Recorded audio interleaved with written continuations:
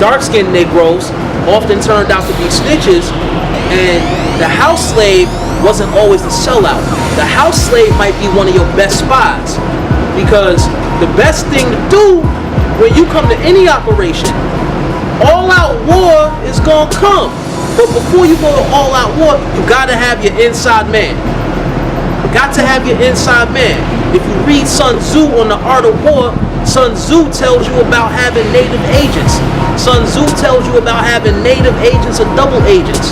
And a native agent is when you go to take over a kingdom or an empire, a native agent is somebody that's pissed off with the current state of things, and he finds out you coming to take over. That's going to be the person on the inside that's going to spill their guts and tell you everything. So when you read that book, the book is titled appropriately, The Art of War. There's an art to war. And Sun Tzu tells you how to do it. So that's what I'm saying. You know, the house slave wasn't always a sellout. The house slave might be one of your best spies. And all the dark-skinned slaves wasn't ready to turn up at the drop of a hat. Because you had a whole lot of dark-skinned niggas that was fools and snitches and sellouts. You would have dark-skinned niggas that would run up to overseer talking about they's fitting to run away. And if I tell you they plan, can I come in the house? You had dark-skinned niggas that would do shit like that. And hell, it might be the light-skinned nigga, the house nigga, that might poison the master or tell you the best time to either go in the house and chop everybody's heads off, or what might be the best times that they all gonna be asleep about 12 or 1 o'clock, and let you know that if y'all gonna break out, that's the best time to do it. Most revolutionaries are light-skinned. Malcolm, Huey, Farrakhan. It's often dark-skinned niggas that's the biggest coons. Clarence Thomas, anybody? Clarence Thomas, Ben Carson, Herman Cain. Here's the problem.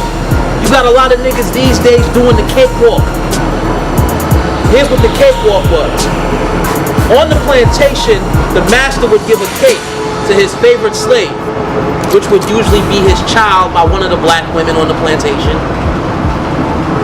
And it would be a light-skinned Negro boy or a light-skinned Negro girl that would get the cake.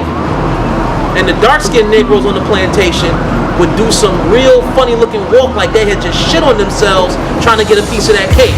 And that's what you got today in America.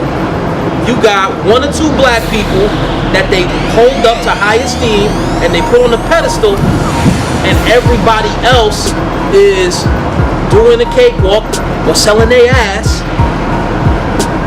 trying to be like the slave that got the cake, trying to be another Jay-Z, trying to be another Oprah Winfrey, trying to be another Dr. Dre. That one slave gets put on a pedestal and everybody else is compromising their integrity, trying to be like them. Don't look at a person's skin color and automatically assume that just because of their skin tone, that gives you a clue as to where they at with the revolution. The brothers like to talk about, oh, that black woman on the 40th floor with the white man while we down here doing security. But there might be a chance that that system might tell you, like, listen, they talking about laying a whole lot of people off, and they talking about terminating the contract with the security company, and that right there might give you a heads up so you can make your next move. You do have some people that'll make it up to the top or make it to that next level, and they'll still leave the ladder down for everybody else.